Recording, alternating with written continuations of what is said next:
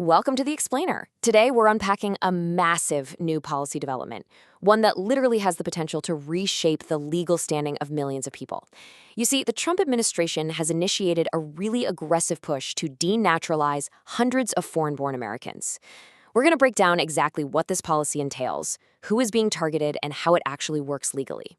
This is all about understanding the shifting landscape of citizenship, so let's get right into the mechanics of this government directive.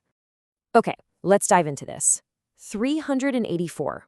That number is where this entire story begins. According to the Justice Department, 384 naturalized citizens have been identified as being at risk in just the very first wave of this citizenship crackdown. And this isn't some hypothetical proposal or a piece of legislation waiting to be drafted in a committee. No, these are active, ongoing cases marking the start of a major federal initiative. When we talk about denaturalization here, we're talking about individuals who have already gone through the years-long, exhausting process to become American citizens, who are now facing the prospect of having that status permanently revoked. To make sure we fully grasp the scope of all this, here is our roadmap for today.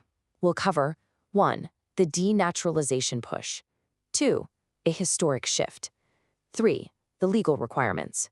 4. Priority target categories. And finally, 5. The catch-all provision. So let's move straight into Section 1, the denaturalization push. To really understand the gravity of this situation, we have to look at the infrastructure behind it.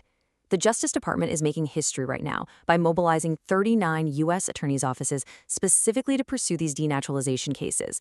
Just think about the sheer bureaucratic weight of that for a second. By dedicating this much prosecutorial power and resources across dozens of offices nationwide, the administration has fundamentally changed the legal landscape. It moves the concept of denaturalization from a rare, exceptional penalty to a widespread, systematic effort. And frankly, it places millions of naturalized citizens in a state of permanent vulnerability, knowing that a massive federal apparatus is now actively reviewing past naturalization files. All right, that brings us to Section 2, a historic shift. How does this actually compare to the past? And this brilliantly illustrates the sheer scale of the change. If we look at the historical average between 1990 and 2017, prosecutors pursued only about 11 cases per year, just 11 across the entire country. For decades, denaturalization was reserved almost exclusively for the absolute most extreme, undeniable cases of fraud or severe war crimes. Now, compare that historical baseline to the 384 cases targeted in just this first wave alone. We are looking at an absolute paradigm shift in how the U.S. government handles naturalized citizenship. It's a rapid transition from a rare, isolated legal action into a broad, standardized, and highly resourced crackdown. So, how does this actually work in practice?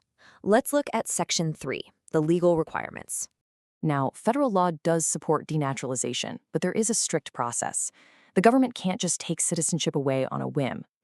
Legally, denaturalization involves seeking to revoke U.S. citizenship by proving to a federal judge that it was illegally procured. The key phrase here is the burden of proof.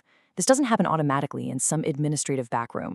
The government must demonstrate to a judge that an individual either failed to adhere to basic legal requirements or deliberately concealed material facts during their naturalization process. It has to go through the courts, which means prosecutors have to build a compelling, evidence-based case for every single individual they target. Now, we reach the real core of the policy in Section 4, priority target categories. Who exactly is the government looking for? This entire initiative builds from a June 2025 Justice Department memorandum, and the language used in this memo is extremely important. Prosecutors have been explicitly instructed to maximally pursue denaturalization cases.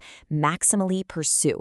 That is an aggressive, clear-cut, and unmistakable directive straight from the top down. It commands prosecutors to prioritize and target individuals across 10 very distinct categories. So let's break those specific categories down to understand exactly who is in the crosshairs. So the crucial point is how they prioritize these targets. This first grouping focuses heavily on severe crimes and major security threats. Prosecutors are going after individuals who pose national security threats. Think terrorism, espionage, or working with hostile foreign governments. But it doesn't stop there. They're also targeting war criminals and human rights violators, meaning prosecutors are looking for people who are involved in genocide, torture, or extrajudicial killings long before they ever acquire their U.S. citizenship, but who somehow managed to slip through the initial vetting process. Also included here are those with criminal convictions for aggravated felonies, sex crimes, or violent offenses, and really anyone associated with banned organizations. That includes past members of communist parties, Nazi organizations, or identified terrorist groups. The focus here is clearly on protecting the public from highly dangerous individuals who obtain citizenship through deception. The remaining categories kind of shift the focus away from violent crime and more toward various forms of fraud and deception. This includes immigration fraud, like entering into fake marriages or lying about identity. It also covers procurement fraud related to military service or employment-based green cards, and financial fraud, like major tax evasion, money laundering, or complex bank fraud schemes. They're also meticulously looking at individuals with a deportation history from another country who managed to re-enter or apply under a completely different identity. But perhaps the most microscopic level of scrutiny comes down to name and identity fraud. Obviously, this includes using multiple names or aliases to intentionally conceal an identity. However, incredibly, the government notes this can even include discrepancies caused by translation errors. Just think about that for a moment. An accidental misspelling or a minor translation error from a foreign document could potentially trigger a federal review of your citizenship. It really goes to show just how fine-toothed the comb has become in these investigations. Finally, we really need to examine Section 5, the catch-all provision. Now, what's really interesting about this slide is the exact phrasing of this 10th and final category. After listing 9 highly specific categories of severe crimes, national security threats, and various types of fraud, the memo just adds a simple phrase: any other cases deemed sufficiently important. Legal experts have raised significant alarms about this specific line. Why? Well, because it essentially grants prosecutors limitless discretion. It's a totally open-ended provision. It allows the Justice Department to identify almost any case they choose for almost any reason as sufficiently important to pursue denaturalization. When you move away from strict definitions of fraud or terrorism and introduce a catch-all phrase like that, you open the door to vast, sweeping interpretations of the law. Which brings us to the ultimate question we have to ask after looking through all of this source material.